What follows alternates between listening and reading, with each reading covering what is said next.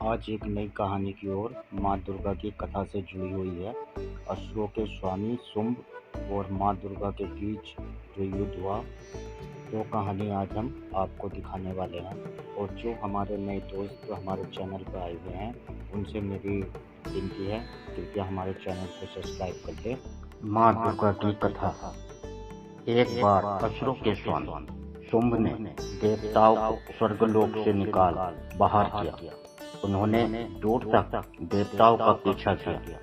देवता किसी प्रकार अपनी जान बचाकर हेमबंद पर्वत पर पहुंचे और देवी दुर्गा की स्तुति करने लगे। देवताओं ने कहा, हे देवी माँ, तुम सब प्रकार के मंगल की करणीभूत हो। दुष्ट शुंभ का नाश करके सबका कल्याण करो। उसी समय पार्वती गंगा में स्नान करने के लिए आई थी।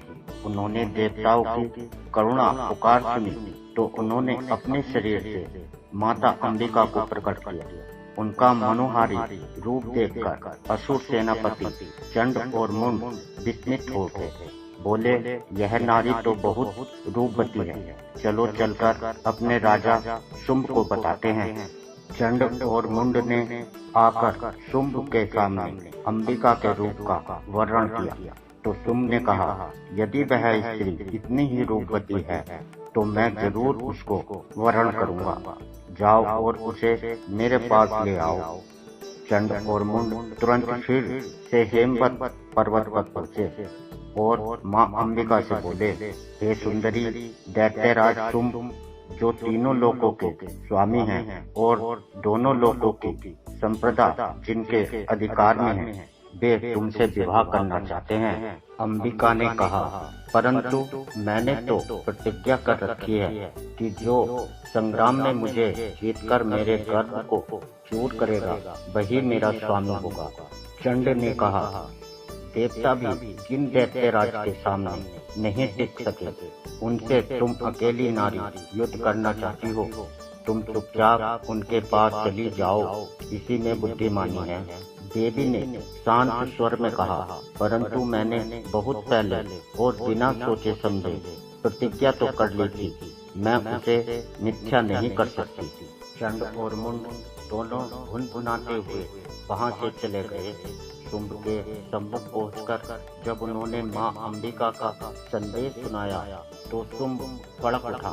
बोला, ठीक है, वह युद्ध चाहती है तो युद्ध होगा। शुंभ ने अपने ध्रुमलोचन नाम के सेनापति को बुलाकर आज्ञा दी, जाओ उस दुष्टा को पकड़ कर ले आओ।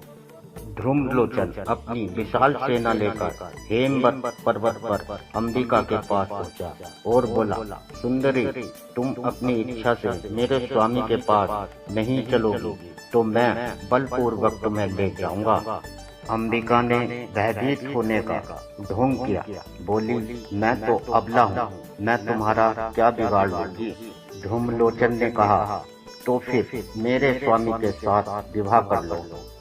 अंबिका बोली, अब क्या बताऊं तुम्हें, मैंने प्रतिज्ञा ही ऐसी कर ली है कि युद्ध के बिना विवाह नहीं कर सकती।